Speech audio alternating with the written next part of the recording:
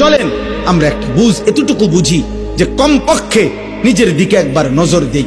আমি আপনি যে যেখানে আসি 30টা সেকেন্ড, প্রত্যেকে একবারে 30 সেকেন্ড সময় আপনি একটু চোখ বন্ধ করে অথবা আপনার বিবেক দিয়ে আপনি ভাবেন, আমরা যারা এখানে বসা এখন যে যে অবস্থানে বসে আছি, চোখ বন্ধ করে বা 30 সেকেন্ড নীরবে ভাবেন তো যে অবস্থায় আছি, এই অবস্থায় আমাদের জীবনের গুনার পরিমাণ বেশি নাকি নেকির পরিমাণ বেশি? কি মনে হয়? তাইলে এখান থেকে যদি হাসরের ময়দান হয়, মালিকের সামনে দাঁড়াইয়া কেমনে হিসাব দিব? কেমনে হিসাব দিব?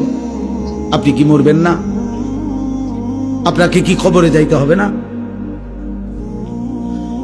এই কথাটাই আমি মনে করাই দিলাম। আমার ছোট্ট বুঝে আমি এতটুকু বললাম। আল্লাহ তাআলা বলছে, বান্দা এবার যদি মনে করে থাকো তোমার গুনার পরিমাণ বেশি, তাইলে তুমি অন্য কোথাও গিয়ে লাভ নাই। আমি আল্লাহ তোমাকে আশ্বস্ত করতে চাই, গুনাহ যদি তোমার আসমান পরিমাণ হয়, গুনাহ যদি তোমার সমুদ্রের ফেনা পরিমাণ হয়, গুনাহ যদি তোমার হিমালয় পর্বত ছুঁয়ে যায়, গুনাহ যদি তোমার এই জমিনের বালুকণা পরিমাণও হয়, তুমি অন্যদিকে যাইও না। তুমি যদি শুধু বুঝতে পারো, অনুভব করতে পারো, তোমার ভিতরে যদি উপলব্ধি আসে আমার গুনাহ বেশি, আর আমার এই গুনাহ আমার জাহান্নামে নিবে, আর জাহান্নামের আগুন আমি সহ্য করতে পারবো না, খোদার কসম আল্লাহ বলেন, এদিক সেদিক না গিয়ে বান্দা তুমি আমার দিকে ফিরে আসো, আমার রহমত থেকে নিরাশ হইও না। আমি ওয়াদা করলাম, আমি আল্লাহ এক সাগর নয়, আমি হাজার সাগর, এক পৃথিবী নয়, আমি আসমান ছোঁয়া গুনাহ একবারে একসাথে মাফ করে দেব। তুমি আমার কাছে আসো।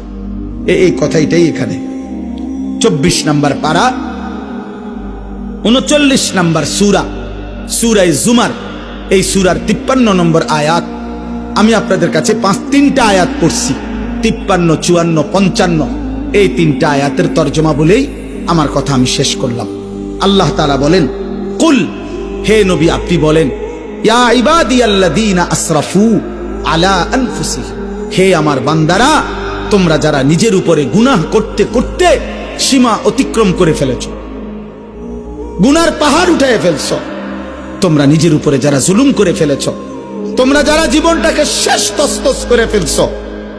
হাদিসের মধ্যে, তাফসীরের মধ্যে আছে, নবীজির কাছে কয়েকজন লোক এসে বলছিল, হে মুহাম্মদ, আমরা তোমার কালেমা গ্রহণ করতে চাই, কিন্তু তুমি কি জানো যে আমাদের গুনাহ কি পরিমাণ?